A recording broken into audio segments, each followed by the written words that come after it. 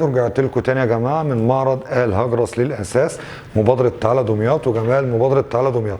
انا عاده بقول السعر في كل الفيديوهات على العام، هجرب المره دي كده ما اقولش سعر الغرفتين دول وهسيب الناس تتوقع سعرها عشان اشوف رد فعلهم في التعليقات. يلا نتفرج على الغرفتين. دي الغرفه الاولانيه يا جماعه، اللون الشامبين نيو كلاسيك 2023، نجارات اصليه زان احمر والنبي ده كلام والله العظيم. دمياط عنوان الفن يا جماعه، عنوان فن الفن يا جماعه، شغل يا بخت اللي يشتريه، موفر الوفات كتير جدا من مبادره تعالى دمياط. يلا بينا نبص السرير بتاع حته تحفه معاه بنكت اضافي، غرفه 2 كومودين ومعاه قصدي شوفونير حته تحفه. ممكن اعمل كده ابقى غيرت منظر الغرفه وغيرت رسمه الغرفه خالص، ممكن ارجعها زي ما كانت تبقى معايا. دي الغرفه الاولانيه في الفيديو ده، في غرفتين بس مش اكتر عشان انت تتوقع سعرها في المبادره، واللي هيتوقع السعر الصحيح والله العظيم هطلع له هديه طابلوه موديل زي اللي بيطلع هديه على مباراه كاس العالم. الغرفه الثانيه يا باشوات البلد، يا ضيوفنا وحبايبنا واصحاب مبادره تعالى دمياط اللي منورين الدنيا ومنجحيننا بتعليقتهم ومشاهداتهم.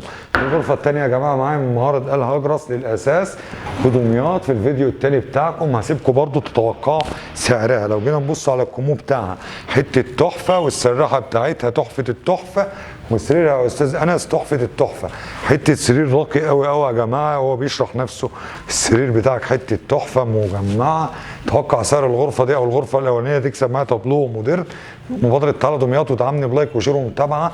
عاملين حاله جميله في دمياط والاهل دمياط، بنحاول نوصل للناس في كوكب الارض كله وفي العالم كله من خلال منصاتنا الاعلانيه جمال بلدنا، هدوء بلدنا، صنعه بلدنا، ناس بلدنا. احنا ما عندناش يا جماعه السمعه اللي بعض المنتفعين بيطلعوا علينا عشان يبيعوا شغل بلدنا من المحافظات بارقام اكبر من عندنا بكتير. اقسم بالله اللي انا زرت بيته، اقسم بالله الكلام ده مش موجود.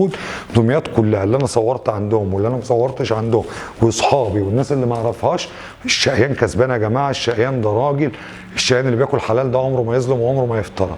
بس الفرق بيجي منين؟ دمياط فيها شغل بمستويات كتيره، بمعنى ان لو حضرتك نزلت دمياط معاك 15 الف جنيه في الغلا هتقدر تجيب بيهم اوضه نوم.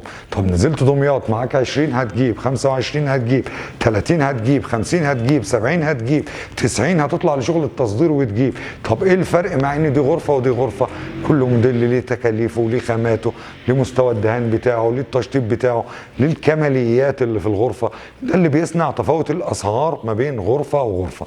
انضم ليا ودعمني ولايك وشير ومتابعه واستنوا الجديد والعروض الدايما اللي ان شاء الله بيكم وبينا واهالي دمياط مش هتخلص.